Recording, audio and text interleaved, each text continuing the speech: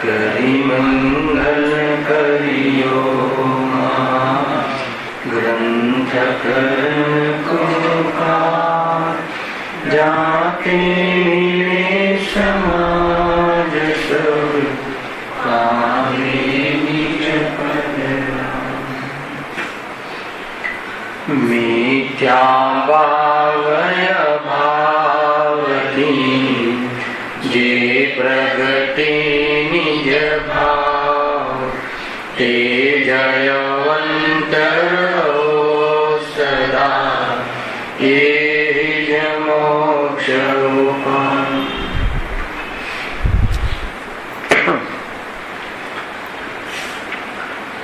આ શ્રી મોક્ષ માર્ગ પ્રકાશક ગ્રંથ છે. બીજા અધિકાર ઉપર આપણે સ્વાધ્યાય ચાલી રહે છે. અંતમાં નામ કર્મના ઉદયમાં જીવને સંસારમાં કેવી પ્રકારની અવસ્થાઓ થાય છે તો નામ કર્મના નિમિત્તથી જીવ ગતિને પ્રાપ્ત થાય છે. મનુષ્ય આદિ ગતિ એના અનુસાર અવસ્થા વિશેષ અર્થાત તો શરીરની પ્રાપ્તિ થાય છે. અને શરીરમાં ઇન્દ્રિયો જે છે એ એના ઓર્ગન્સ છે, એના અંશ છે. નામકર્મના ઉદયથી જીવની જે શરીરની અવસ્થા પ્રાપ્ત થાય છે એનું કાળો ગોરો દુબળો પતલો જે પણ અવસ્થા વિશેષ થવી, મોટું થવું, પતલું થવું, એ બધાનું નિયામક કોઈ કારણ હોય તો નામકર્મ છે. નિમિત્તરૂપ કોઈ નિયમરૂપ નિમિત્ત કોઈ હોય તો નામકર્મ છે. માત્ર બાહ્ય પદાર્થથી કોઈ કાર્ય થતું હોય એમ નથી. કોઈ જીવ ઘી પીવે તો પણ પતલો રહે છે, અર્થાત કોઈ પાણી પીવે તો બી મોટાઈ આવતી હોય છે. એટલે બાહ્ય પદાર્થો સાથે તો નિયમરૂપ નિમિત્ત નૈમિત્તિક નથી. નામકર્મના ઉદયમાં સ્વસ્થતા, અસ્વસ્થતા, મોટાઈ, પતલાઈ, જે પણ આકાર, ગોરાપણું, એ બધું શરીરની જે રચના થાય છે એમાં નામકર્મ નિયામક રૂપનું કારણ છે. આમ વિશ્વાસ બેસતા, આમ યુક્તિ દ્વારા ખ્યાલ આવતા જે શરીર આદિનો હું કરનાર છું અર્થાત તો એનું અહંકાર, એ સંબંધી અકળાઈ, એ બધી જે વૃત્તિઓ છે એનો અભાવ થાય છે. જો આ ખરેખર વિશ્વાસ બેસે તો આત્મા શરીરના રંગ રાગનો, રંગરૂપનો કરતા નથી. એ કેવું છે એનો કર્તા તરીકે, નિયમરૂપ નિમિત્ત કર્તા તરીકે નામકર્મની પ્રકૃતિ છે અને ઉપાદાન તરીકે પરમાણુની 30 સમયની સ્વયંની યુક્તતા છે. આત્મા તો જેવા ભાવ કર્યા હોય એ ભાવ પ્રમાણે એના સંયોગમાં ઉપજવું થાય છે. અને ખરેખર જોઈએ તો સંયોગમાં ઉપજવા છતાં મૂળવાત એને ક્ષણિક અવસ્થાથી જોતા બંધ સ્પર્શ અર્થાત શરીર આદિના સાથે ઉપજેલો દૂધ અને પાણીની જેમ મળેલો એકરૂપ દેખાય છે, પરંતુ એનું મૂળ સ્વરૂપ નથી. અબદ્ધ સ્પર્શ અને અસ્પર્શ સ્વભાવ આત્માનો જોવામાં આવે તો પર પદાર્થને સ્પર્શવાની આત્મામાં યોગ્યતા જ નથી. એવો ત્રિકાલ સ્વભાવ છે. એવા વિશ્વાસથી જોઈએ તો દેહ આદિમાં થતી ક્રિયાઓ, દેહ આદિમાં થતી રચનાઓ એનાથી અપ્રભાવી રહી અને સ્વરૂપમાં દ્રષ્ટિ કરે છે. આ એકમાં બધી જ વાતો આવી ગઈ. પર્યાયનું યથાર્થ જ્ઞાન, નિમિત્તનું યથાર્થ જ્ઞાન, અશુદ્ધ ઉપાદાનનું યથાર્થ જ્ઞાન, શુદ્ધ ઉપાદાન પરમ પરિણામી ભાવ પરમ શુદ્ધ નિશ્ચયના વિષયભૂત સ્વભાવનું યથાર્થ જ્ઞાન યથાર્થ જ્ઞાન કર્યા પછી અપનત્વ આશ્રયભૂત આત્માના સ્વભાવમાં થતા દેહાદિની જે ક્રિયાઓનું વિકલ્પ અને લક્ષ્ય ન રહેતા નિર્ભાર અનુભવ કરે છે. આ પૂરું પેકેજ છે નામકર્મનું. પણ મૂળ તો શું, એટલી બધી આ કર્મની ઓરથી થયેલી સમજી કે કોણ રચના કરે છે આ બધી, શાના કારણે આ અંગો ઉપાંગો કા લીધું ને પ્રમાણ સહિત. જે જ્યાં કાનની જગ્યાએ કાન, આંખની જગ્યાએ આંખ, કાનનું સાઈઝ, હાથની સાઈઝ, હાડકાનું કઈ બાજુ વળવું કઈ બાજુ ન વળવું, બધી જ વ્યવસ્થા. આંગળી આ બાજુ વળે આ બાજુ ના વળે, કોને નક્કી કરી? આ વ્યવસ્થા કોને કરી? આ બધી રચનાઓમાં નિયમરૂપ કાર્ય કારણ નામ કહેવાય. આવાને એનાથી શું નક્કી કરી કે એ આત્મા એનો કરતા નથી, એટલે એનો અહંકાર છૂટી જાય છે. એક આવા ભેદ વિજ્ઞાન પૂર્વક અગર વિચાર કરે છે તો એ તરફનો જે પ્રયાસ છે એના માટે જે અનિતિ અન્યાય અભક્ષરૂપ જે દુષ્પ્રવૃત્તિ છે એને કંઈ પણ અપક્ષ ખવડાવીને આને બરાબર કરવું, એવી જાતિની દુષ્પ્રવૃત્તિનો અભાવ થાય છે. અને એના કારણે શું લાભ થાય છે કે જેની શક્તિ છે, અર્થાત એનો જે સમય ઉપયોગ આદિ છે, અર્થાત તો સંયોગમાં મળેલું જે ધન છે, એ બધું આત્મકલ્યાણકારી પ્રવૃત્તિમાં ઉપયોગ કરવામાં જાગૃત થાય છે. આ રીતે ઘણો લાભ થાય છે. આપણને કેટલું જાણ્યું તો આટલો બધો લાભ થાય છે કે આ શરીરની રચના, અંગ ઉપાંગની સાઈઝ, એનું એ સંબંધી બનવું, સુવાળા રહેવું, કઠોર થવું, નરમ પડવું, જર્જરિત થવું, બધી જ વસ્તુ એ જે બધું જે સ્વરૂપ રચના છે એનો નિયમ કોણ કરે, કોણ નિમિત્ત છે? કારણ. એ રીતે તો એના પરથી દ્રષ્ટિ હટાવી છે. અને પરદ્રવ્યોથી દ્રષ્ટિ હટાવી હોય તો કાલની વાત યાદ રાખવી રાજભાઈ કે તે સ્વયં કરેલો કોન્ટ્રાક્ટ છે, હે ને? ભૂલનું જ્ઞાન કરાવવા માટે અહીંયા આવું કેમ થયું, આવા શરીરના સંયોગમાં ઉપલબ્ધિ કેમ થઈ, કે તે ચાહ્યું છે, તે માગ્યું છે, તે રીતનો વ્યવસ્થા કરી છે, એ તે સ્વયં કરી છે. શાનાથી કરી છે? ખોટા ભાવોથી, સ્થિગ્ન ભાવોથી, કાના પ્રવચનના આધારે ચીકણા ભાવોથી એ પ્રકારેની વ્યવસ્થા કરી છે. તો આ પ્રમાણે અહીંયા સુધી નામકર્મની ગઈકાલના પ્રવચનમાં આ સંબંધી થોડી ચર્ચાઓ થઈ હતી. જ્યાંથી વિષય છોડ્યો છે ત્યાંથી આગળ ચાલુ કરીએ છીએ. પેજ નંબર 45, 7મી 8મી પંક્તિ છે. શ્વાસોશ્વાસ અહીંયા સુધી તો આવી ગયા આપણે, બરાબર છે? શરીર આવું મળે છે, આત્માના પ્રદેશોથી એક બંધાન થાય છે. અને ક્યાં થાય છે આ બધું? સંસારમાં રહેલા જીવોની આપસ્થિતિ છે. પછી એક શ્વાસોશ્વાસ અથવા સ્વર નીચે છે, એ પણ પૂદગલના પિંડ છે. આ બધું જોવા મળે છે ને, શ્વાસોશ્વાસથી જીવન જોવા મળે છે. તો શ્વાસોશ્વાસ કોની કાર્ય છે? પૂદગલના પિંડરૂપ અવસ્થા છે.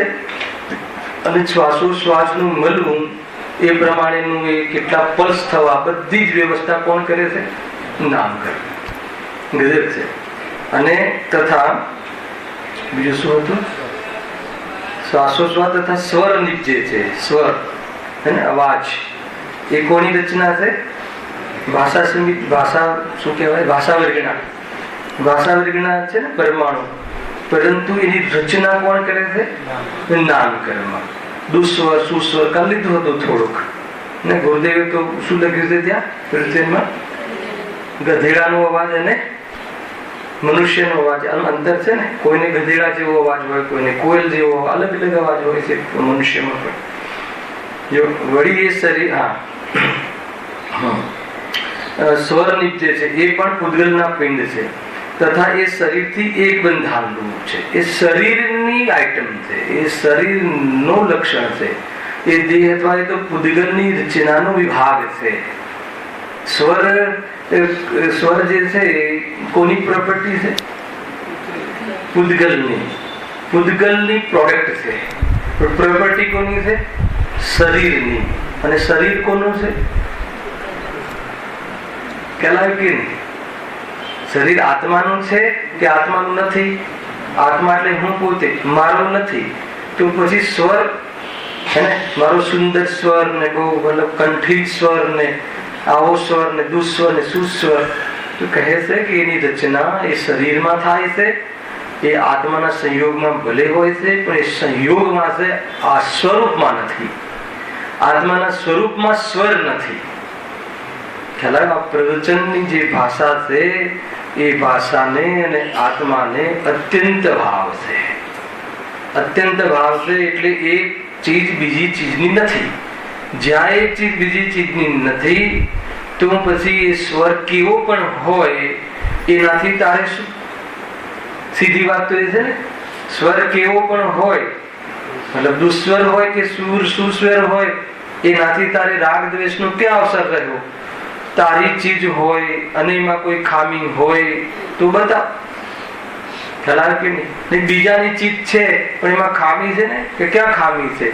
सुस्वर दुस्वर ए वाणीनो स्वभाव छे ख्याल के नहीं ए वाणीनो स्वरूप छे अने ए शरीरनी प्रॉपर्टी छे पूदगलनी रचना કેટલી બધી વાતો આવી એક સાથે રચના ચેતનની નથી ચેતના એ કરી નથી રચના પણ પહેલા તો પૂદગલની રચના છે પ્રોડક્ટ બાય પ્રોડક્ટ પૂદગલ અને એ શરીર આકારનો એક ઓર્નામેન્ટ છે ઓર્ગન છે બરાબર છે એનું સ્વરૂપ છે અને એમાં નિમિત્ત નામકરણ છે એટલે તારે તો કોઈ જવાબદારી લેવાની જરૂર નથી है ना शरीर ने आम राखूं स्वर ने आम करूं इन्हें गड़ो आम बनाऊं यदि बराबर आवे आवाज ए विधि है ना एना आधार पर मौन व्रत एना आधार पर मुनिराज स्थिरता आ बलना आधार पर मुनिराज नु जीवन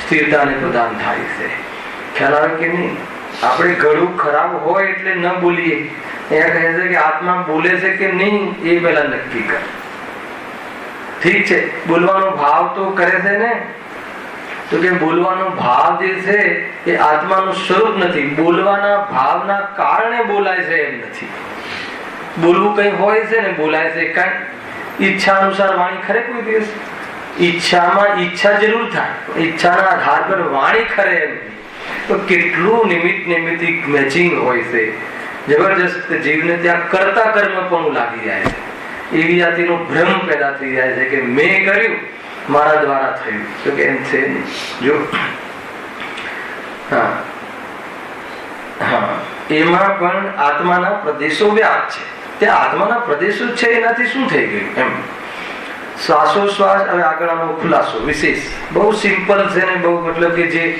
શું કાર્ય છે મતલબ બહુ મોટી ફેક્ટરી છે આ નામકર્મની એમાં કેવી રીતે શરીરની રચના અને કેવી રીતે એના બધા પ્રમાણે મેન્યુફેક્ચરિંગ થાય છે અને એમાં આત્માનું કોઈ કર્તવ્ય નથી એ વાત તમે ધ્યાનમાં રાખજો એટલા માટે આ ભણીએ છીએ કે તારા હકમાં ને તારા હદમાં જે ચીજ નથી તારા તો નિમિત્ત તરીકે એવી તું હદમાં નથી એને જોઈને તું રાગ કરે અજ્ઞાનવશ અને રાગ કરી કરીને એના સંપર્કમાં આવે વાત જુદી છે પણ એના સંપર્કમાં આવવા છતાં પણ એક સમય માત્ર પણ તારા એક વિચાર પ્રમાણેનું પરિણમન થાય તો કહે છે કે સૃષ્ટિ શૂન્ય થઈ જાય એ અસંભવ છે જબરજસ્ત વાત છે છતાં પણ આ જીવ અનાદિથી એ શરીરને પોતાનું કરવા અને પોતાના પ્રમાણે રાખવા કેમ કે પોતે છે એમ માનીને આ જીવ અંધશ્રદ્ધા ખોટી શ્રદ્ધા મિથ્યા શ્રદ્ધામાં રાજે છે અને અંતમાં નિરંતર આકુલતાને પ્રાપ્ત થાય છે મૂળ વાત આ છે સમજવા જેવી વસ્તુ છે જે પણ કાંઈ છે દેહ સુધી સીમિત થઈ જાય છે વાત આ જેવી જો હા શ્વાસોશ્વાસ એ પવન છે શ્વાસોશ્વાસ નું છે પવન છે હવે જેમ સાંભળજો એને જીવને સાથે શરીર છે એમાં પવનનું શું કામ છે શ્વાસોશ્વાસને પણ પ્રાણ કહે છે શ્વાસોશ્વાસને પણ અશુદ્ધ જીવનમાં લૌકિકમાં જે જીવન કહેવાય છે આયુ પ્રમાણ જીવન કહેવાય છે એમાં પણ શ્વાસોશ્વાસને પ્રાણ કહેવાય છે શ્વાસોશ્વાસને પણ લૌકિક જીવનમાં એનું જીવન છે કે નહીં એ જોવા માટે શ્વાસોશ્વાસ તપાસવામાં આવે છે પેલા કોઈ જીવને આમ બહુ દીર્ઘ ઊંઘમાં સૂતો હોય તો તમે શું એમ જાય રાખીશું ગયો પછી તમે તપાસ ક્યાંથી કરો શ્વાસ બીજી નાડી, તો નાડીમાં પણ ધબકારા, એ પણ વાયુ છે, પવન છે. એ શરીરમાં નાડીમાં પવન ભરાયેલો છે. વાયુ પિત્ત આદિથી આ શરીરનું જે સ્વરૂપ રચના થાય છે અને એ પ્રમાણે એનું રહેવું કરવું બધું થાય છે. 100% એ પ્રમાણેની ચીજો છે. આ જો શ્વાસોશ્વાસ એ તો પવન છે. હવે જેમ આહારને ગ્રહણ કરીએ, નિહારને બહાર કાઢીએ તો જીવી શકાય, હે ને? આ કયા જીવનની વાત છે? વ્યવહાર જીવનની વાત છે. દસ પ્રાણ રૂપ જે જીવન દેખાય છે, આયુમાં જે શરીર મળે છે અને આયુ પ્રમાણ જે જીવન રહે છે ત્યાં, એ જીવનની વાત છે. ખરેખર તો જીવત્વથી જીવ જીવે છે સદાકાલ, પરંતુ આને પણ જીવન કહે છે એટલે પ્રાણ નામ આપ્યું છે એને. જો એ આહારનું ઉદાહરણ આપ્યું, અહીંયા બતાવું છે શ્વાસોશ્વાસ. તેમ બહારના પવનને ગ્રહણ કરી અને અભ્યંતર પવનને કાઢીએ તો જીવિતવ્ય રહે છે. બરાબર છે? બહારના જીવનની વાત છે, પણ આ આયુ કર્મને કન્સિડર કરીને છે. ધ્યાન રાખજો. ખ્યાલ આવ્યો કે નહીં? આયુ કર્મ હોય ત્યાં સુધી શ્વાસોશ્વાસનું આ રીતે રહેવું, અને શ્વાસોશ્વાસ એ પૂતગલનું કાર્ય છે, એ આત્માનું કાર્ય નથી. કોઈ કહે કે આ શ્વાસોશ્વાસથી જીવન રહે, તો હવે કઈ દિશામાં શોધે કે આ શ્વાસોશ્વાસ પરમનન્ટ રહે એવી કોઈ વ્યવસ્થા આપણે શોધીએ, અને એ જ શોધાઈ રહ્યું છે. કેમ કે એમ ખ્યાલ આવે કે લોકમાં જીવન જે રહે છે આયુ પ્રમાણ ક્ષણિક જીવન, પરમેનન્ટ જીવન નહીં, પરમાર્થ જીવન નહીં. પરમાર્થ જીવન તો અનાદિ અનંત છે. આત્માનું આત્મા તરીકે રહેવું અને આત્માનું ચેતન તરીકે રહેવું, બે વાત. બેમાં શું વાત અંતર છે? એક તો એનું કાયમી રહેવું અને પોતાના વૈભવ રૂપ રહેવું. આવા બે ભેદ આ રીતે કરે. ચેતન રૂપ રહેવું એટલે શું? ખાલી ચેતનની તો મુખ્યતાથી કથન છે. ચેતન એટલે જ્ઞાનની મુખ્યતાથી કથન છે, પણ એવી જ્ઞાન આદિ અનંત શક્તિઓથી ભરપૂર, ભરિતાવસ્ત, લવાલગ એવું પૂર્ણ રીતે અને કાયમી રહેવું, ધ્રુવ રહેવું, એ તો આત્માનું સદાકાલ જીવત્વ છે. જીવત્વ શક્તિથી સદાકાલ જીવે છે. ચિત્તી શક્તિથી ક્યારે પણ જડ થતું નથી. આવી ને પેલી બે શક્તિ. જીવત્વ શક્તિનું શું કાર્ય છે? સદાકાલ જીવે છે એટલે ચેતન રહે છે, અને ચિત્તી શક્તિથી ક્યારે જડ રૂપે થતું નથી. કેમ કેવું પડ્યું? આ ક્યારે જડ રૂપે થતું નથી? કેમ કે ક્યારે જડ રૂપે થતું નથી એ પરની ઓરથી બતાવવામાં આવે છે, પણ જડ રૂપે ન થવું એ આત્માની ખાસિયત છે, આત્માની ખૂબી છે, આત્માની ત્રિકાળ શક્તિ છે. ક્યારે જળની સાથે દૂધ ને પાણીની જેમ રહે ત્યારે બી એટલું જ નહીં, અનાદિથી એવું ગોખે, એવું પ્રતીત કરે, એવું માને, એવું વિચારે, એવું જાણે તો કેમ? હે ને? આવ્યું હતું ને બસ પૃષ્ઠમાં, પરને સ્પર્શ ન સ્પર્શવાની યોગ્યતા આત્મામાં છે. એ રૂપે ન થવાની, એને કોઈ પણ જાતના સંબંધની યોગ્યતા નથી. કોઈ સંબંધ દેખાય છે એ મોહ છે, અને સંબંધ દેખાય છે એ જ સંસાર છે નહીં, એને દેખાય છે સંસાર. આત્મા અને શરીરને શું સંબંધ છે? આત્મા અને શરીર વચ્ચે શું સંબંધ છે? બધા નિમિત્ત નૈમિત્તિક તો ખરો ને? તો નિમિત્ત નૈમિત્તિક સંબંધનો અર્થ શું થાય છે? કે જ્યાં આત્માના પ્રદેશો છે ત્યાં દેહના પ્રદેશો છે, પરંતુ બંને વચ્ચે કારણ કાર્ય, કર્તા કર્મ, આધાર આધે કોઈ પણ પ્રકારનો સંબંધ નથી. એનું નામ નિમિત્ત નૈમિત્તિક છે. આ છે નિમિત્ત નૈમિત્તિક છે. ખ્યાલમાં આવે છે કે નહીં? તો એ જો જે અહીંયા શું કહે છે કે શ્વાસોશ્વાસથી જીવન આપણને લાગે છે. જો શ્વાસોશ્વાસ, હા ક્યાં આવ્યા હતા? ચિત્તી શક્તિની વાત ચાલતી હતી ને, જીવિત શક્તિ અને ચિત્તી શક્તિ. તો આત્મામાં, આત્મા તો અહીંયા જે જીવન લીધું છે આ શ્વાસોશ્વાસ જીવિતવ્ય, તો જીવ શું કઈ દિશામાં શું કામ કરે છે? આ સારું બતાવ્યું કે શ્વાસોશ્વાસથી જીવન રહે છે. એ લખ્યું ને, શ્વાસોશ્વાસ જીવિતવ્યનું કારણ છે, એટલે જીવનનું કારણ છે. બરાબર છે? આ કયા નહીંનું કથન છે? વ્યવહાર નહીં. અર્થાત કયા નહીંનું કથન છે? અશુદ્ધ નહીં. અશુદ્ધ ને કહો, વ્યવહાર નહીં કહો, એનું કથન છે. એટલે એ કયા ધર્મને બતાવે છે? ક્ષણિક ધર્મને, આત્માના એવા પડખાને બતાવે છે કે જે આત્માની અશુદ્ધિ છે, અર્થાત તો આત્માના અશુદ્ધતાના ફલની સ્થિતિ છે એને બતાવે છે. એનો અર્થ શું થઈ ગયો કે આ છે ખરું શરીર આદિથી અર્થાત તો શ્વાસોશ્વાસ આદિથી સંસારમાં જીવન દેખાય છે, પરંતુ એ જીવન આયુ પ્રમાણ ક્ષણિક અને વાસ્તવિક જીવન નથી. કેમ કે આત્માનું વાસ્તવિક જીવન તો જીવત્વ શક્તિથી ચેતનપણે રહેવું, ચિત્તી શક્તિથી ક્યારે જડ રૂપે ન થવું, એવી અનંત શક્તિના સામર્થ્ય રૂપ રહેવા રૂપ જીવન છે. ખ્યાલ આવે કે નહીં? એને અનુસરે, સાંભળજો, એને અનુસરે, એને ચિદ્રૂપમાં તદ્રૂપ ઉપયોગ થાય, અર્થાત તો એનું સેવન કરે તો જીવ સદા કાલ સાદી અનંત કાલ આનંદનો અનુભવ કરી અને સિદ્ધ લોકાગ્ર ભાગે સ્થિર થઈ જાય એવી બાહ્ય અર્થાત તો એ પણ એક ક્ષણિક પર્યાયનું સ્વરૂપ છે. ખ્યાલ કે એ લાભ રૂપ છે. આ છે વસ્તુ.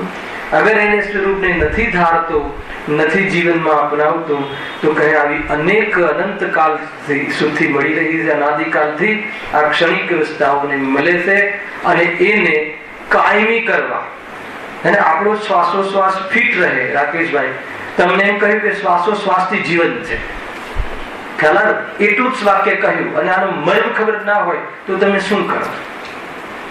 જીવન તો કાયમી રહેવું જોઈએ ને. મરણ કોને ગમે? તો શ્વાસોશ્વાસ માટે શું કરવાનું? હવે શ્વાસોશ્વાસ કાયમી રહે એવી વ્યવસ્થા કરો. એટલા માટે મેં એક શબ્દ કહ્યું, આયુ કર્મને કન્સિડર કરી. જ્યાં સુધી આયુ કર્મ રહે ત્યાં સુધી એના જીવિતવ્યમાં અનુકૂળ રહે એવા શ્વાસોશ્વાસ પણ એને નામ કર્મના નિમિત્તથી એ વ્યવસ્થા રહે છે.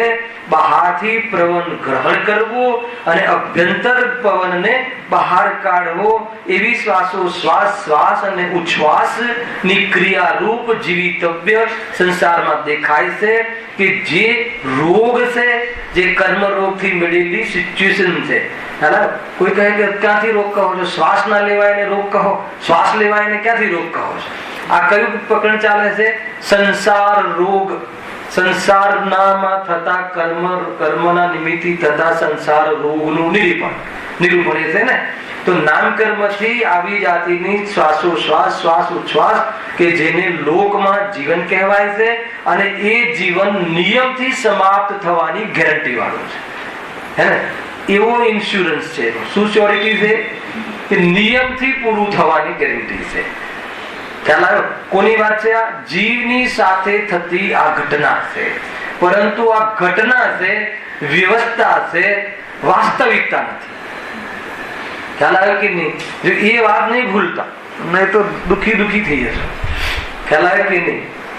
એટલા માટે કમલિનના પત્રની ઓરથી જોવામાં આવે પાણીમાં ડૂબેલા તો સ્પર્શે છે એને એ રીતે જોઈએ તો, પણ એના નજીકના સ્વભાવ, મૂળ સ્વભાવથી જોઈએ, એની જે ઉપર ચિકાસ હોય છે એ પાણીને સ્પર્શ પણ કરતી નથી, ભીનું પણ થતું નથી.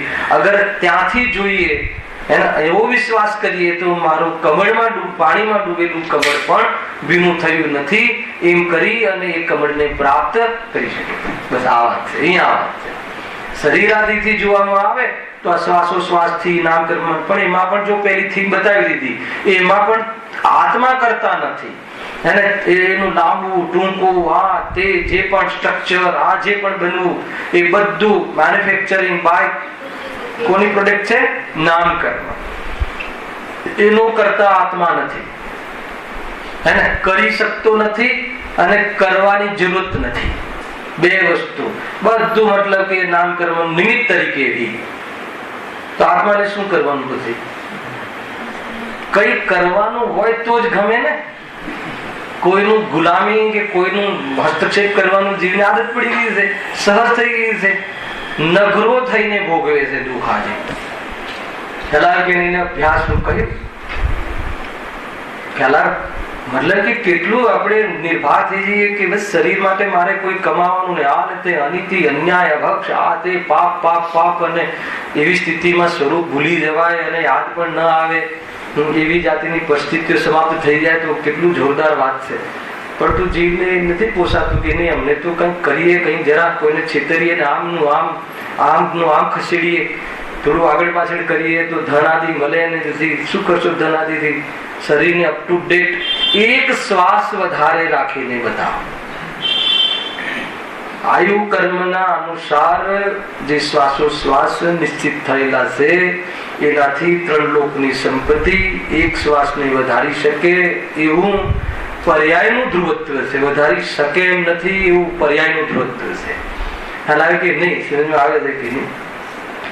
તો તું જે વ્યર્થમાં પ્રયાસ અર્થાત તો બહારમાં ઉપયોગને બરબાદ કરી રહ્યો છે એ ઉપયોગને બચાવી અને જે પણ ઉપયોગ જેટલી બી ક્ષમતા છે એ સ્વરૂપમાં લાગે તો એ ઉપયોગમાં સમાઈ જતા કેવલ જ્ઞાનને નમી જાય છે, અનંત સુખને પ્રાપ્ત કરી લે છે. શું ચૈતન્યની શક્તિ છે! ખ્યાલ આનંદ આવે છે પોતાની વાત સાંભળીને. અહીંયા તો વેદ જ્ઞાનની મહિમા છે ભાઈ. પોતાનું જે છે એ શું છે ને પોતાનું નથી એ શું છે બરાબર વિચાર કરી અને જે પોતાનું છે એનો વિશ્વાસ કરવો, એનું અહેમ કરવું, એટલે એ સંબંધી પરસંબંધી નિવૃત્ત થઈ જવું વિકલ્પોનું, એનું નામ આત્માની શ્રદ્ધા છે. આ રીતે થઈ શકે એમ છે. અનંત જ્ઞાનીઓએ કર્યું છે, અનંત તીર્થંકરોએ આ કાર્ય કર્યું છે કે નહીં? જો સાનાથી આ એક લીટીમાંથી વિકલ્પ આવ્યો મને. માટે શ્વાસોશ્વાસ જીવિતવ્યનું કારણ છે. આ વાક્ય આટલું કહ્યું હોય તો રાકેશભાઈ તમને એવું લાગે ને કે શ્વાસોશ્વાસ જો લખ્યું છે શાસ્ત્રમાં પણ આપણને બરાબર ખબર હોય કે આ ક્યાંથી લખ્યું છે, કયા અંગથી લખ્યું છે? સંસારમાં કર્મના ઉદયથી થતી આ પરિસ્થિતિ છે, આ સ્વરૂપ નથી. અને જે પરિસ્થિતિ છે એનો અર્થ કે આ સ્થિતિ છે, ક્ષણિક સ્થિતિ છે. આત્મા એ શ્વાસોશ્વાસને ધારણ કરી અને જીવન જીવે છે, પરંતુ એ ત્રૈકાલિક એનો ધર્મ નથી, એ ત્રૈકાલિક સ્વભાવ નથી. ખ્યાલ આવ્યો? પરંતુ સંસારમાં આવી જાતિની પરિસ્થિતિ ઊભી થાય છે અને એ પણ શ્વાસોશ્વાસનું સ્વસ્થ અસ્વસ્થપણે એનો પ્રવાહ રહેવો, એ બધું ક્લેરિટી, એ બધી અનુકૂળતા શાનાથી પ્રદાન થાય છે? નામકર્મથી. એની રચના નામકર્મ કરે છે અને એ સંબંધી અનુકૂળતા પ્રતિકૂળતા મળવી, એમાં સાતાવેદનીય કર્મ અને એમાં સુખી દુઃખી થવું, એમાં મોહનીય કર્મ. ખ્યાલ આવે કે આ તો બધું લાગવાનું જ છે. બધી 8 કર્મના બધા કાર્યક્રમો છે. જો આગળ જેમ આ શરીરમાં હાડ માંસાદિક છે તેમ પવન પણ છે. શરીરની પણ આપણને ખબર નહીં હોય, ભલે મારું કરીએ છીએ. ખ્યાલ આવે કે નહીં? શરીરની રચના કોણ કરે? કઈ રીતે? શરીરમાં હાડ માંસ છે ને એ રીતે શરીરમાં એક પવન પણ છે, એટલે વાયુ કહીએ છીએ ને, પિત્ત વાયુ આદિ હોય છે ને વાયુ. વળી જેમ હાથ વગેરે વડે કાર્ય કરીએ છીએ, કેવી જોરદાર વાતો એક નાના બાળકને સમજાવતા હોઈએ, જેમ હાથ વડે કાર્ય કરીએ છીએ એમ પવન પણ એક કાર્ય કરે છે. કોણ કરે છે? આ પવનને કોણ સમજાવે? પવન ચેતન છે તો એને કેવી રીતે સમજાવે? આમ તમે પવનને આમ બહાર આવવું, પછી આમ પાછું જવું, એના માટે કોઈ જ્ઞાનની જરૂર હોય? ખ્યાલ આવે કે નહીં? એવી કઈ છે યોગ્યતા? ઓટોમેટિક છે. અને જળને બરાબર ખબર છે કે કેટલા વાર અહીંયા કર્મના પ્રમાણે રહેવું. એ બતાવો કેવું જોરદાર સ્વરૂપ છે. ઘણી વાર આગળ આવી પણ ગયું કે કર્મ જેમ આપણે આહાર લઈએ છીએ તો આહારનું ડિસ્ટ્રીબ્યુટ થવું, મળમાં, લોહીમાં, પરુમાં, આટલા પરમાણુ આમાં જવું, આટલા પરમાણુ આમાં જવું, આનું આ વધારવું, આ કિડનીમાં વધારો કરવો કે આ કરવું, એ બધું જે થાય છે ડિસ્ટ્રીબ્યુશન, એ કોણ છે? એવું કયું ત્યાં તો કોઈ કોણ છે એનું સંચાલક? બધું કર્મના હાથમાં છે. એટલે તો અમે કર્મને રીઝવીએ છીએ. ખ્યાલ આવે કે નહીં? અરે કર્મના આધારે છે, એનો અર્થ કે એ કર્મના નિમિત્તપણામાં થાય છે અને એ તારું પરમાર્થ સ્વરૂપ નથી. એ તો સંસારમાં થવા વાળી પરાધીન સ્થિતિ છે. શું શબ્દ કયો દરેશભાઈ? સંસારમાં થવા વાળી આ પરાધીન સ્થિતિ છે. હે ને? કેટલા મતલબ લાલાયિત થઈ જઈએ છે. શ્વાસ થોડો આડો અવળો થાય કે આમ ના લેવાય કે આમ થાય તો એના માટે શું હે ને? જેટલા સેન્ટરો ખુલ્યા હોય એ સેન્ટરોનો ઉપયોગ. હે ને? પ્રવચન તો ક્યાં જતા રહેવાના છે? ગુરુદેવની કેસેટો તો રહેવાની જ છે પંચમકાલના અંત સુધીમાં કહી દીધું છે, એટલે પ્રોબ્લેમ નથી. 2-4 વાર જઈને પાછા આવી જશું, ખાતરી છે કે સંગની પંચેન્દ્ર થશું. જેને વર્તમાનમાં આત્મકલ્યાણની ધગસ નથી એને ભવ આવા ન મળે. એને ભવની પ્રચુરતા, પ્રચુર કલંક વાળા નિગોદ આદિના ભવ મળે છે કે જ્યાં એવું કલંક કે જેને જીવ માનવા કોઈ તૈયાર ન થાય, એનું નામ પ્રચુર કલંક. હાલા જીવને જીવ કોઈ ના માને એ એવી જાતિનો જીવ થાય, એવી જાતિને જીવની પોષણ થઈ જાય, એ જીવની કઈ સ્થિતિ છે? નિગોદ. પૂછો છોકરાઓને કે બટાકામાં અનંતજી માને જ નહીં, અનંતજી હતા હશે બટાકામાં, તમારે ખાવા નથી દેવા એટલે કહો છો. એમ જ કે જીવ માનવા તૈયાર ન થાય એમાં, તો એવી જાતિનું જીવન મળે. જો વૈરાગ્ય આવી જાય ભાઈ, ખરેખર કર્મની થિયરીથી એમ થાય કે આવા ના જ જરાય પણ સાવધાની ન રાખી અજ્ઞાનવશ અસાવધાની રૂપ જીવન જીવ્યું તો મોહનીય કર્મના ઉદયમાં બંધનમાં આ જીવ કેવી કેવી જાતિના રૂપ ધારણ કરે છે. જો ગજબ છે. એક આત્માને શ્વાસોશ્વાસથી જીવવું પડે એ શોભા છે. એક આત્માને રોટલા ખાઈને જીવવું પડે એ આત્માનું સ્વરૂપ છે. અનાહારી આત્મા હે ને, આત્માને આહારને કોઈ લેવા દેવા નહીં, પણ જે લોભમાં સંસારમાં કર્મજનિત જે જીવની જીવન દેખાય છે એમાં તો આહાર જ તો પ્રાણ દેખાય છે. ચોવ્યાર પડી જાય તો બીજા દિવસે શું થાય? અરે કાલે તો ચોવ્યાર થઈ ગયો અને ભોજન ન મળ્યું, તો આજે તો એમ લાગે કે હું જતો રહીશ. થાય છે કે નથી થતું? બોલો. એના કરતા ન કરવા સારા. કીધું છે ને બહુ આકુરતા થતી હોય તો આપણે ન કરવું. ગજબ છે. આજે એવું થાય કે ના થાય? આજે ચોવ્યાર કર્યા, આજે કઈ ચોવ્યાર પડી ગયો, મને લાગે ચોવ્યાર જમવાનું ન અનુકૂળતા મળી, રાત્રિ થઈ ગઈ, તો બીજા દિવસે સવારે આજે તો જો કાલ જમ્યું નથી, આજે તો ગરમ ગરમ 2-4 ભાખરી આ તે 4 દિવસનું ખાઈ લે એક જ સમયમાં. બને કે ના બને? ખવડાવવા વાળા બી મજબૂત રાગી, ખાવા વાળા બી રાગી. અમારે એમને તો આમ થયું છે બરાબર, એને એક ચોવ્યાનું પારણું કરાવી દે સવારે, મગની શીરો બનાવી. ખ્યાલ આવે કે નહીં? અરે એના વગર રહ્યો કે નહીં, તો એના વગર પરમેનન્ટ રવાય કે નહીં, એક વાર પણ વિચાર નથી કરતો. ખ્યાલ આવે કે નહીં? તો જીવનો રાગ કામ કરે છે ભાઈ. એ છે જો જેમાં શરીરમાં હાડ માંસ આદિ જ્યાં શ્વાસોશ્વાસ જીવિતવ્યનું કારણ છે, જેમાં શરીરમાં હાડ માંસ આદિ છે તેમ પવન પણ છે. વળી જેમ હાથ વગેરે વડે કાર્ય કરીએ છીએ તેમ પવન વડે પણ કાર્ય કરીએ છીએ. મોઢામાં મૂકેલા ઘાસને પવન વડે પેટમાં ઉતારીએ અને મળાદિક પણ પવનથી જ બહાર કાઢીએ છીએ, એમ અન્ય પણ જાણવું. મતલબ કે શ્વાસોશ્વાસનું કેટલું કાર્ય છે, ક્યાં કાર્ય છે શ્વાસોશ્વાસનું? આત્મામાં કે શરીરમાં? એ જોડે રાખજો કે આ તો તમે બહુ સારું બતાવી રહ્યા છો કે આ બધું તો ક્લિયર તો એ તો શરીરમાં તમે હજુ એની સ્વાધીનતા તમે ન સમજ્યા. એ શરીરની, એ તો એવા શરીરને પોતાનું માનીને જે આપણે પરાધીનતા અનુભવ કરીએ છીએ, તો કહે છે કે તું પરાધીનતા છોડી દે. આ શ્વાસોશ્વાસનું પવન ત્યાં હાડમાં જેમ શરીરમાં છે એમ પવનનું રહેવું, એ નામ કરવાય એનો ઠેકો લીધો છે, એ ઠેકેદાર છે. તો એ બધું સંચાલન એના જેટલા ક્ષણ માટે કરવાનું જે થશે, તું તો એ વખતે પણ એનો જાણનારો એને જાણવા વાળો પદાર્થ છે. તારા જ્ઞાનની દિવ્યતામાં તું ઝલકે છે.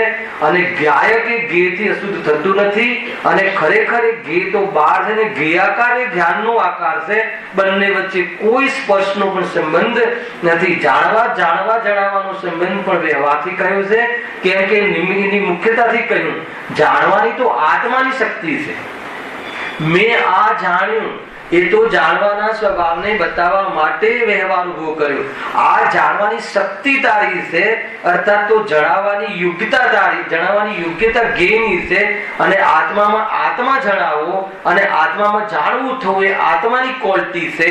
એટલે એ ક્વોલિટી એની હદ છે, એમાં આવી જા તો આ પદાર્થથી તારું કોઈ પ્રયોજન નથી. જાણવું પણ તારે આ પદાર્થથી થતું નથી, એ તારી પોતાની સ્ટ્રેન્થ છે.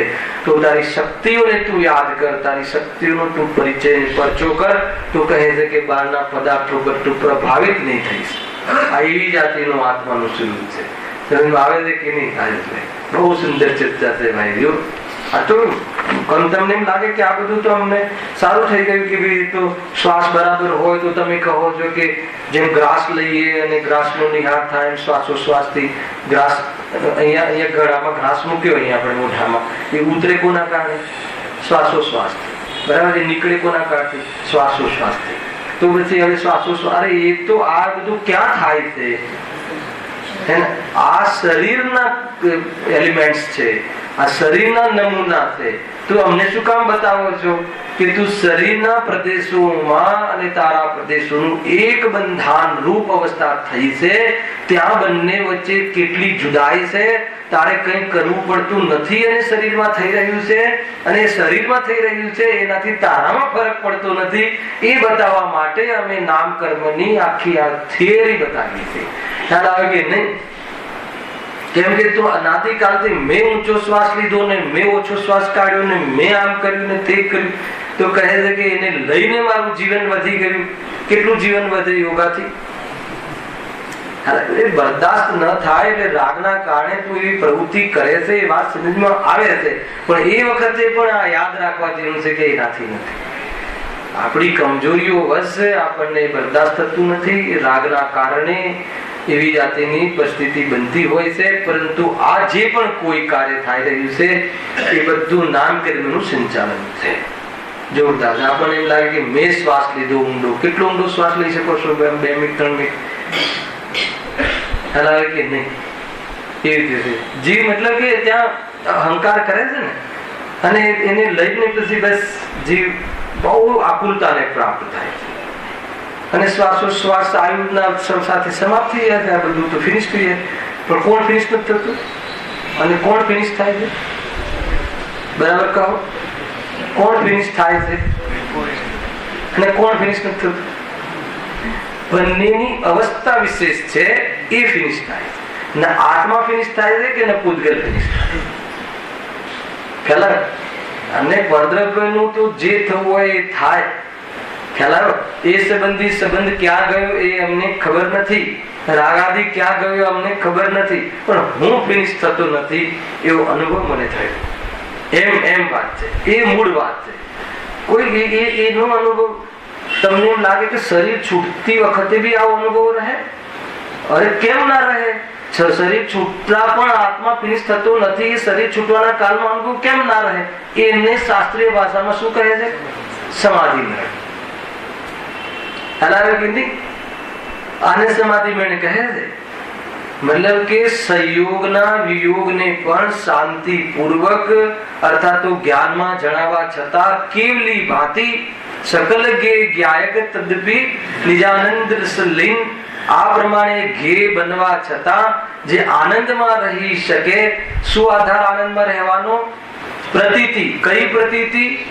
કે આ દેહ છૂટવા છતાં દેહ છૂટવામાં દેહ છૂટે છે પણ હું નથી છૂટતો એવી જાતિની સાચી વસ્તુ સ્વરૂપની પ્રતીતિ અને સંબંધી સ્વરૂપની સ્થિરતા, એના કારણે દેહ જવાના કાળમાં પણ આનંદ વધારતા હોય એને જ્ઞાની કહે છે.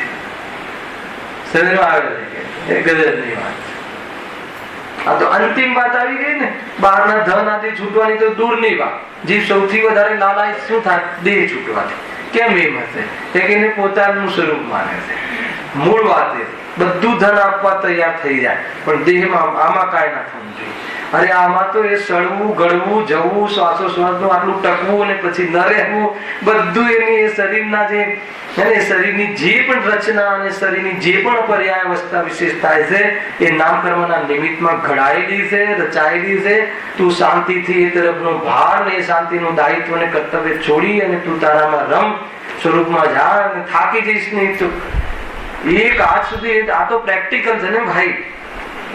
અને અત્યાર 1 થી લઈને જે બી અહીંયા જેટલા વર્ષવાળા લોકો બેઠા હોય ત્યાં સુધી કઈ વસ્તુને તમે બરાબર તમારા ઈચ્છાના પ્રમાણપણે રાખી બતાવો તો પછી એના પરથી પણ આ વાતથી એની ટ્યુન મળે છે કે બરાબર છે. આ તો આ કાર્ય થાય તો છે, કાર્ય પણ બીજાથી થાય છે, નિમિત્ત પણ બીજું છે અને મારામાં થતું નથી. સૌથી મોટું આ બધું શ્વાસ ઉચ્છ્વાસ ને આમ થવું ને આહારનું ઉતરવું ને આહારનું નિહાર થવું ને એમાં શ્વાસોશ્વાસનું કાર્ય છે. તો કોનું કાર્ય છે? આમાં આત્માની ચર્ચા જ નથી. આ તો તું જે તારું માને છે એ પણ કરે, તારું નથી એના માટે પણ એક વ્યવસ્થા છે. ખ્યાલ આવે છે કે નહીં? તો એમ અહીંયા કહે. અને ખરેખર તો જોવા જઈએ તો કશું હાથમાં તો આવતું નથી, આત્મામાં તો કશું આવતું નથી. કેટલી જાતનું મતલબ કેવું રહસ્ય નીકળે છે. મતલબ અનાદિકાલથી આપણે ટોટલી શ્રદ્ધા જ્ઞાન ચારિત્રનું સમર્પણ એના માટે ધોવા ભોવા દુનિયામાં ન થઈ, મતલબ કે ન બાકી રહ્યા એવા દરેક પાપ કરી નાખ્યા. પરંતુ એક સમય માટે પણ આ બંનેનું મેળ નથી થતો. કાંઈ બચતું નથી, કાંઈ નહીં બચે. આકાશવાણી છે, આ દિવ્ય વાણી છે, આ દિવ્ય ધ્વનિ છે, ઓમકાર ધ્વનિ છે કે તારું તારા તરીકે કાંઈ નહીં રહે, કેમ કે હતું જ નહીં. તું વ્યર્થ પ્રયાસ છોડી દે, એને લઈને તું જે પાપ કરે ને લોકો સાથે માયાચારી આદિ કરે છે એ તું છોડી દે. એનાથી તારું રખડવું થાય છે, તારી આકુરતા વધે છે, પણ તને પ્રાપ્ત થતું નથી. અને તને જે તારો વૈભવ છે ચૂકી જાય છે, સૌથી મોટું નુકસાન. એમાં તારો વૈભવ છુપાઈ જાય છે, એમાં તારો વૈભવ દબાઈ જાય છે તારી દ્રષ્ટિમાં, સ્વરૂપમાં નહીં. તને દેખાતો નથી, દેખતો છતાં મોહની પટ્ટી લાગવાના કારણે એને તું ઓળંગીને છરીને જોવે છે કે નહીં? પોતાના વૈભવને છોડી દેશે. હજી એટલું ખતરનાક ને ખરાબ કામ થાય. મોહના કારણે બીજું પોતાનું દેખાય છે, એમાં પોતાનો સ્વાદ ચૂકી જાય છે, આત્મકલ્યાણ રહી જાય છે. અને સરવાળે બીજું પણ એ વાંધો નહીં, આપણે બધા ભેગા થઈને કરીએ, પણ એક શરત થતું હોય તો પોતાનું રહી જતું હોય ને એ પ્રમાણેનું તમને જે અવસ્થા વિશેષ રાકેશભાઈ ગમી હોય, તમારી 18 વર્ષની જે જવાન જોધ અવસ્થા જે તમને ગમી હોય એ કાયમી રહે તો આપણે બધા તાકાત લગાવીએ કાયમી રાખવા માટે. પણ થતું નથી.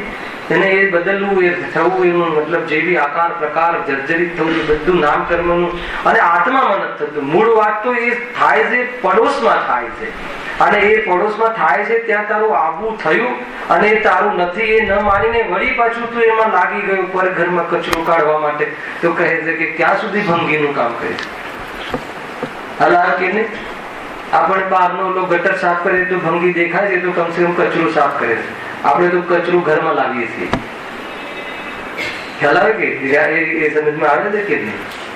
સમજવા જેવી વાત છે ભાઈ. જો નાડી, વાયુ રોગ અને વાયુનો ઘોડો એ વગેરે પવનરૂપ શરીરના અંગ જાણવા. આમાં તમને કઈ સ્વાદ આવે છે? શરીરના અંગ જાણવા એટલે આત્માના અંગ નહીં. શું થયું છે? વાત થયો છે? કોઈને વાત થયો છે? હા, અહીંયા શું લખે છે? એ પવન રૂપ શરીરના અંગ છે. શરીરને વાત થાય છે. એ વાયુ એ શરીરનું અંગ છે. અમને તો એ જ તકલીફ છે ને, શરીરને મટાડો ને તો કે એ તો એના આયુ પ્રમાણે મટી જશે પૂરું. વાયુ રોગ શું મટાડીશું? જો નિરાશોને દવા લેવાનો ભાવ નથી આવતો ને એનો આધાર આ છે, કેમ કે એનો રોગ નથી. એને ઔષધિ લેવાનો ભાવ આવે છે એટલું રાગ બાકી છે. શરીર પ્રત્યે એટલી આસક્તિ અંશ બાકી છે, એટલે અંશ સ્વરૂપ આસક્તિ કણ જેટલી કસાય બાકી છે. ખ્યાલ આવે કે નહીં? હવે કેટલી કસાય બાકી છે? કણ જેટલી કસાય બાકી છે. હા, વળી સ્વર છે તે શબ્દ છે. જો સ્વરનું અહીંયા વિશ્લેષણ આપ્યું.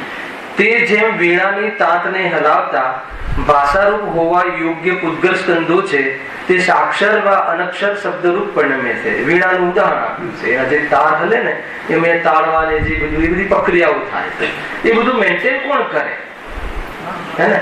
બધું જ એમ ત્યાં ઓટોમેટિક પૂતગલ પરમાણુનું ઉપાદાન અને નિમિત્ત તરીકે નામ કર્મ, કયા સમયે કયો સ્વર કેટલા અવાજથી કેટલી ધ્વનિથી કયો નીકળવાનો છે એ જ નીકળશે. એ બધું નિશ્ચિત નામ કર્મના નિમિત્તથી ગોઠવાયેલો તખ્તો છે. ખ્યાલ આવે કે નહીં? એમાં આત્માને કાંઈ પણ લેવા દેવા નથી અને એમાં હસ્તક્ષેપ કરે તો એ બદલાવવું, એ બદલવું એવી જાતિની પરિસ્થિતિઓમાં ઉપજતો રહેશે. પરંતુ એનાથી સંબંધ છે નહીં એવો જો નિર્ણય કરી લેશે તો એ સંબંધી બહારમાં અવસ્થા વિશેષ નહીં થાય અને એવા કર્મ નહીં બંધાય અને આત્મા સિદ્ધ અવસ્થાને પ્રાપ્ત થશે. જો તેમ તાળું, હોઠ ઇત્યાદિ અંગોને હલાવતા ભાષા પર્યાપ્તિમાં ગ્રહેલા જે પૂતગલ સ્કંદો છે તે સાક્ષર વા અનક્ષર શબ્દરૂપ પરિણમે છે. જો કોણ પરિણમે છે?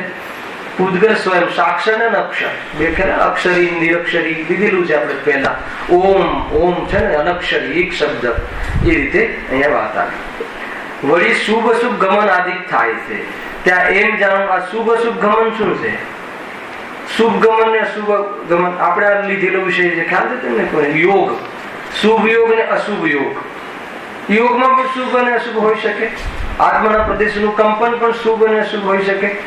મતલબ મન વચન કાયની ચેષ્ટાના નિમિત્તથી થતા આત્માના પ્રદેશોનું સકંપ ઘણું હલાવે કે નહીં, એ યોગ ગુણનું કાર્ય છે. એને એ ગુણનું અશુદ્ધ કાર્ય છે કે જેનાથી કર્મને આકર્ષણ કરવાની શક્તિ પ્રાપ્ત થાય છે. એ વાસ્તવમાં ભાવ યોગ છે. આ બધું ભણી ગયેલા છીએ આપણે. તેમાં શુભ યોગ કોને કહેવાય?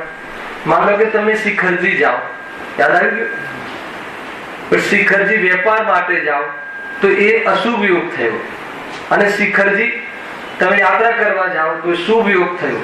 અને શિખરજી યાત્રા બી કરતા આવશું અને થોડોક માલ પણ લેતા આવશું તો મિશ્ર યોગ થયો. ખ્યાલ આવે કે નહીં? તો આ બધું બંધાન થાય છે. ગજબની વાત છે. મંદિર થી જશું, શાક બી લેતા આવશું. ખ્યાલ આવે કે નહીં? તો શાક ચાંદી લેવાના પાપ ભાવ, મંદિર જવાના શુભ યોગ, એને લઈને જે શરીરની ચેષ્ટા થઈ, એને શરીરની ચેષ્ટાના માધ્યમથી આત્માના પ્રદેશોનું સકંપણું થયું. એનાથી તે પ્રકારના કર્મનું આવું થાય છે. એને શુભ ગમન ને અશુભ ગમન. ખેર અહીંયા એ વાત નથી, અહીંયા બીજી વાત કરી છે. અહીંયા જો જોરદાર વાત કરી છે. શુભ અશુભ ગમન આદિ થાય છે ત્યાં એમ જાણવું. હવે ગમન થાય છે ત્યાં જો કેવી વાત બતાવે છે. જેમ બે પુરુષોનું એક દંડી બેડી હોય ત્યાં એક પુરુષ ગમન આદિ કરવા ઈચ્છે તો ગમન આદિ ન થઈ શકે, પણ બીજો ગમન આદિ કરે તો જ ગમન આદિ થઈ શકે. આ નામ કર્મમાં કેમ નાખ્યું કે નામ કર્મ થી થતી શરીરની રચના બધા લઈ લો, જેટલી ચર્ચા કરીએ, કાળા ગોરા આ શ્વાસોશ્વાસ વાળા શરીરની અને આત્માના પ્રદેશોનું એક બંધાન હોય છે. એ લીટી પર આવી જાઓ. એક બંધાન હોય છે ત્યાં શું થાય છે કે જેમ એક દંડી પર બે પુરુષોને બાંધ્યા હોય, અને એક દંડી પર બે પુરુષોને બાંધ્યા હોય અથવા એક હાથ કડીથી બે જણને બાંધ્યા હોય, હે ને? પેલા પિક્ચરોમાં બતાવતા ને, બે જણને બાંધ્યા હોય, બે ચોરને બાંધી દીધા હોય. હવે શું થાય? જેની ઈચ્છા આમ જવાની હોય એ લખ્યું જો, જેમ બે પુરુષોને એક દંડી બેડી હોય ત્યાં એક પુરુષ ગમન કરવા ઈચ્છે તો ગમન આદિ ન થઈ શકે. એક જણ ઈચ્છે એટલે અહીંયા કોણ લેવાના છે? બે ચોર, એક જીવ અને એક શરીર. એ એક બંધાન થયું ને. હવે જીવની ઈચ્છા થાય તો ત્યાં શરીરને જવું પડશે, અથવા જ્યાં શરીર જાય ત્યાં જીવને જવું પડશે. તો આ શું થયું ખબર છે?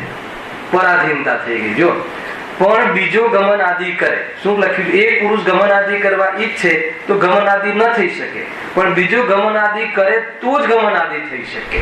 કેટલી પરાધીનતા છે! ખ્યાલ જવાની ઈચ્છા તો થાય પરંતુ શરીર સાથ ન આપે તો કેવી રીતે જઈએ? ખ્યાલ આવે કે નહીં? એમ અહીંયા કહે છે. તો આવી જાતિની પરાધીનતા નામ કર્મના ઉદયથી આપણને શરીર આમ 5 ફૂટનું ને 8 ફૂટનું નામ મળ્યું ને સારું મળ્યું, પણ ત્યાં મતલબ કે શરીરને અહીંયા આગળ એવું લખ્યું છે કે જયારે શરીરનું બલવાનપણું હોય તો જીવને ન જવું હોય તો પણ જવું પડે. આ પરિસ્થિતિ મેં બહુ વિચાર કર્યો કે આમાં શું લેવું. ગુરુદેવનું પ્રવચન વાંચ્યું, એમાં એમને એવું લખ્યું કે કોઈ વ્યક્તિ કીડાની છાલ પર લપસી પડે તો પડી ગયો તો આત્માને પડવાની ઈચ્છા હતી? તો પણ એને પડવું પડ્યું ને. તો શરીર સાથે બંધાયેલો હતો અને તથાપી એના અશુદ્ધ ઉપાદાનથી ક્ષેત્રથી ક્ષેત્રાંતર થયું લખ્યું. ગુરુદેવ તો અધ્યાત્મ તો ચૂકે જ નહીં. એટલે પરંતુ જોવામાં આવે તો એને કોઈને ઈચ્છા થાય કે હું પડું, એવી ઈચ્છા વાળા હોય છે. હાલા એમાં પાસે મજા પણ લે ક્યાં એસેલ બને. મતલબ કે ગભરામણમાં પણ આનંદ લેવાની વૃત્તિ છે. એકદમ ઊંચેથી પડવાનું અને પછી એક તો પડે ત્યાં સુધી ડરે ને પછી નીચે આવીને કે બહુ મજા આવે. શું મતલબ ગણિત જીવનું મફતમાં પુરુષાર્થ કરે છે, ખોટું છે કે નહીં એવું? ખરેખર એમાં બહુ બધા રહસ્ય છે. અહીંયા હાલ એની ચર્ચા નથી. એમાં પણ માન કશાય કામ કરે છે. હું બલવાન છું, તમે પડી શકો તો હું પણ પડી શકું ને. એને એચીવ કર્યું ને એનો આનંદ લે છે. જો અમે પણ કર્યું તો એ પ્રમાણેનો આનંદ લે છે. એને તમે ખોલજો તમારા પરિણામને તો દેખાશે અંદરથી. મતલબ કોઈ બી રીતે મતલબ જીવને જીતવાનો બહુ ભાવ હોય છે, હે ને. જીવને હારવું નથી ગમતું. કેમ કે આત્માનો એવો સ્વભાવ છે. હલાવે કે નહીં એ રીતે છે. પણ શું જીતવું, સંસારને હારવો, હે ને, અને મોક્ષ માર્ગમાં પ્રવેશ કરવો, ઇન્દ્રિયના ભોગોને જીતવું, એનો મૂળ જીતવું છે એ એને ખ્યાલ નથી આવતો. ખ્યાલમાં આવે છે ત્યાં તમે એક પરિણામ વિશે વિચાર કરો ને તો અંદરમાં પરિણામ થયું એનું નહીં, કેમ થયું એનો વિચાર કરો. તમે કર્યું એ તો થયું, પરિણમી ગયા, પણ એની પાછળ તમે હંમેશા પ્રશ્નો કેમ થયું, શું થયું, હું શું કામ આ કરું છું, મને શાનો આનંદ મળ્યો, તો તમને ખ્યાલ આવી જશે કે આપણે આ બધું સમજ્યા જેવું છે, મૂર્ખતા છે. એવી રીતે જો આપણને આપણી મૂર્ખતા ઉપર હસવું આવે, આપણને આપણી મૂર્ખતા ઉપર ઘીન ના આવે કે અરે કેવી જાતિનું પરિણામ કર્યું. વિતરાગતા સિવાય ક્યાંય મેળ નથી. રાગ રહિત વિતરાગ દશા, નિપુણ દશા, વાસ્તવમાં એ સિવાય બીજી કોઈ જગ્યાએ લાભ નથી. હા, પણ બીજો ગમનાદિ કરે તો જ ગમનાદિ થઈ શકે. પણ બંનેમાંથી એક બેસી રહે તો ગમનાદિ થઈ શકે નહીં. તથા બંનેમાંથી એક બળવાન હોય તો બીજાને પણ ઘસડી જાય. લખ્યું છે ને. એટલે માનો કે જીવની ઈચ્છા હોય તો શરીર જાય, હે ને, એ તો થાય. હવે માનો કે એમાં કોઈ બલવાન હોય તો શરીર બલવાન હોય એટલે શું, એને એવું નિમિત્ત પણ મળે કે જોરદાર પૂર આવે અને શરીર મતલબ તણાઈ જાય તો આત્માને તણાવવું હોય છે. તો પણ હવે કેમ તણાવવું પડે? એમાં શરીર જુદું હોત તો આપણે બીજે જતા રહ્યા હોત. પણ હવે શું કરે તો કે એ આ શું બતાવું છે, આ તમને સિમ્પલ વાતો શું કામ કરી છે? તો આ આપણને કે તને ખ્યાલ નથી, તે પોતાના સ્વભાવને જોયો નથી, સ્વતંત્ર સ્વાધીન સ્વરૂપ છે એને અનુભવ્યું નથી, એટલે તને આવા શરીર મળે છે અને તું પાછળ શરીર પર મોહિત થઈ જાય છે કે હું આવો હું તેવો, હે ને.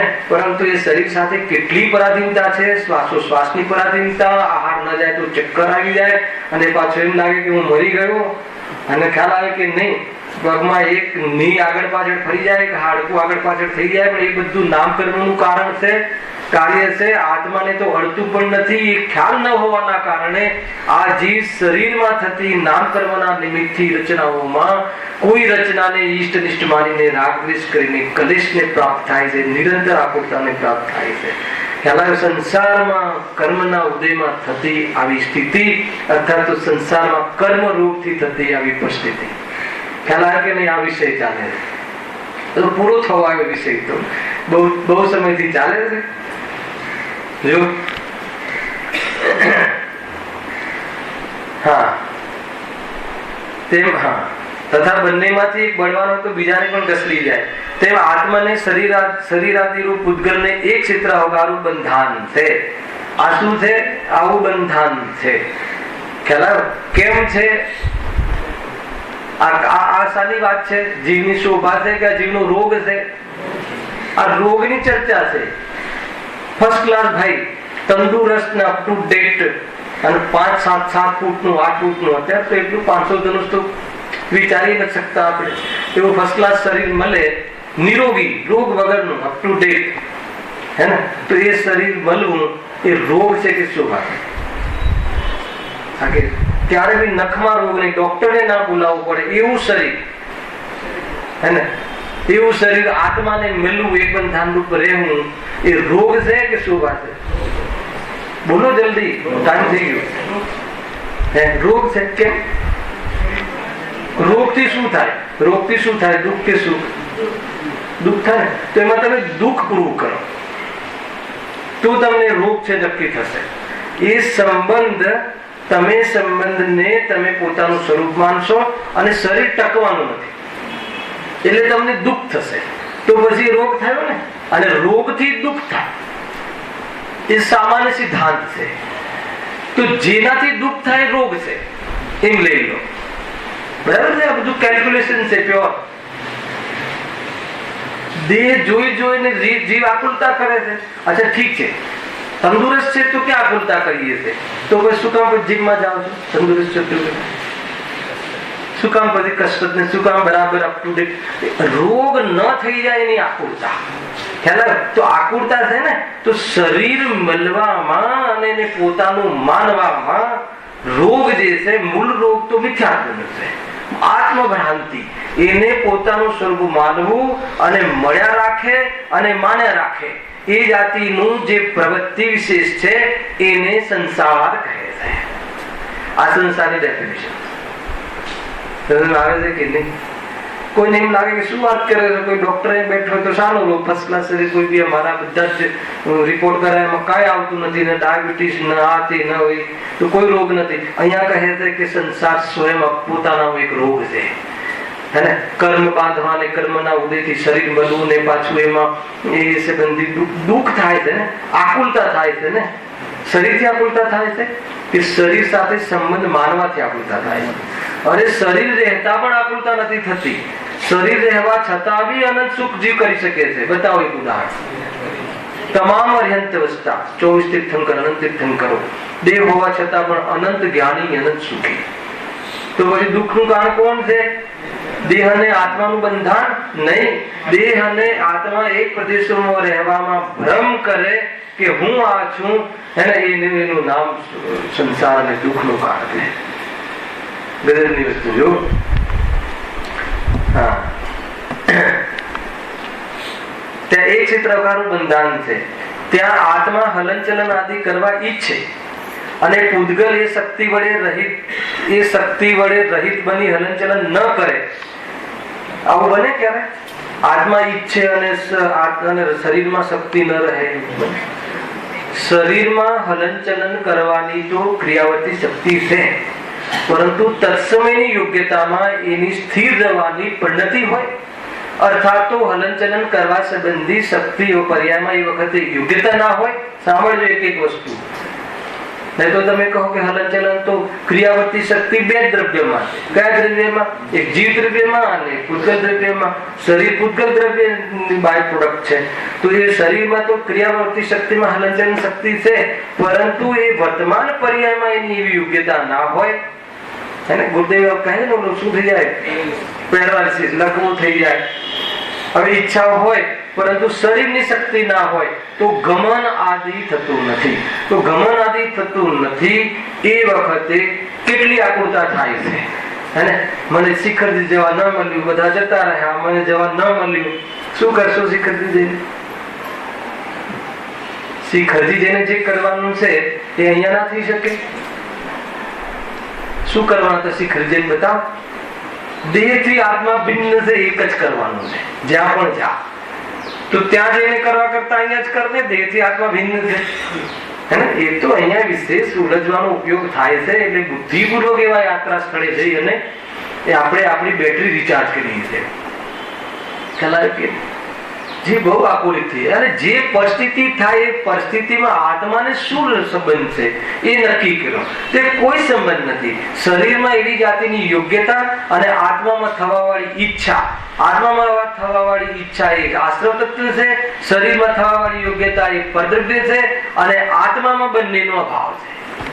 ત્રણેય કાળે આત્માના સ્વભાવમાં અભાવ છે. કેમ કે ઈચ્છા આત્માનું પરમાનન્ટ સ્વરૂપ નથી અને શરીર તો સંયોગમાં છે. અને જ્ઞાન બંનેને જાણવા વાળું પોતાની શોભા લઈને ત્રિકાલ વિરાજમાન છે. બોલો, કોના પર વોટિંગ કરવું? આપણે કોના પર વોટિંગ કરીએ? આપણે તો બધું જોઈએ.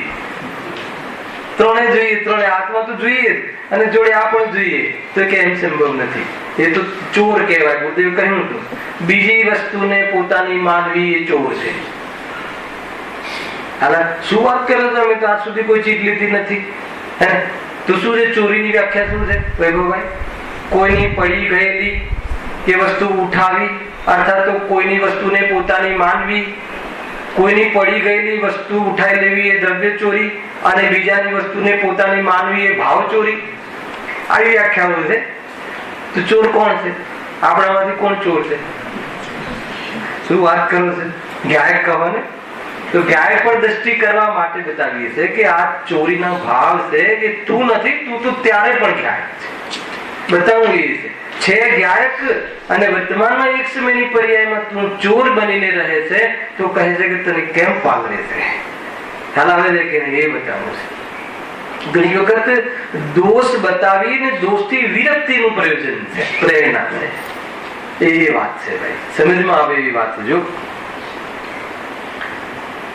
અને પૂતગલ એ શક્તિ વડે રહિત બની હલનચલન ન કરે, તો પૂતગલમાં શક્તિ હોવા છતાં પણ આત્માની ઈચ્છા ન હોય તો હલનચલન આદિ ન થઈ શકે.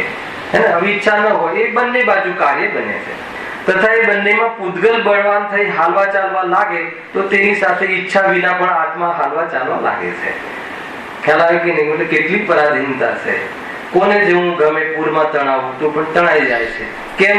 કે આત્માના શરીરના પ્રદેશોથી એક બંધાણરૂપ અવસ્થા નામ કર્મના ઉદયમાં રચના થાય છે. એ પ્રમાણે હલનચલન આદિની ક્રિયા થાય છે. હવે જુઓ, વળી તેને અભ્યાસ આદિ બાહ્ય નિમિત્ત બને છે, એમ એ કાર્ય નિપજે છે. એ વડે જો અહીંયા સુધી શું અભ્યાસ પ્રકૃતિ પણ નામ કર્મ પ્રકૃતિ છે, એનાથી પણ અભ્યાસ આદિ એને મળે છે. એ વડે મોહ અનુસાર આત્મા સુખી દુઃખી પણ થાય છે. સુખી દુઃખી શાનાથી થાય છે? નામ કર્મથી સુખી દુઃખી થતો નથી. નામ કર્મ સુખી દુઃખી થવામાં નિમિત્ત બનવા વાળા મોહનીય કર્મનો સહકારી કારણ છે. ખ્યાલ આવે કે નહીં? દુઃખી તો મોહથી થાય છે, એ ભ્રમથી થાય છે કે આ મારું. કાળો કલર થી મને સુખ નહીં મળે એવું માનવું એ મોહ, અને કાળો કલર ની રચના થવી એ નામ કર્મ.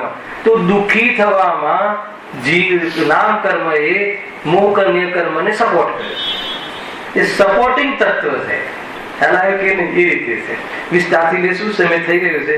છેલ્લી 3 લીટીમાં પૂરા નામ કર્મનું વાસ્તવમાં સાર છે, અને એના પછી ગોત્ર કર્મની 2 લીટીમાં એનો બહુ સરસ વિષય છે. વર્તમાનમાં જે ગોત્ર આપણે માનીએ છીએ, જે શરીર આદિની પરંપરાથી, ક્ષેત્ર આદિની પરંપરાથી ખેરજુ ને કમલેશ્વર ને એનો શું રોલ છે, અને અહીંયા ગોત્ર જે ઉચ્ચ ગોત્ર નીચ ગોત્ર એનું શું મહત્વ છે, ખરેખર ગોત્ર છે કે નહીં, અને ગોત્રની સાથે શું કન્ડિશન છે, એ બધી ચર્ચા આપણે ગોત્ર કરવામાં કરીશું. અને છતાં એ આત્માની પરિસ્થિતિ નથી, એ અશુદ્ધ આત્માની પરિસ્થિતિ છે. ગાયકને એની સાથે લેવા દેવા નથી. એ વખતે પણ સ્વરૂપમાં રમી જાય તો કોઈ પણ બાહ્યમાં ગોત્ર હોય એની અસર થતી નથી. એના પછી અંતિમ પેરેગ્રાફમાં આશીર્વચન તરીકે જબરજસ્ત વાત કરી છે. એની ચર્ચા નેક્સ્ટ શનિવારે આટલો વિષય આપણે લેશું, અને બહુ સુંદર ચર્ચા છે. એની ચર્ચા નેક્સ્ટ સહેજાનંદ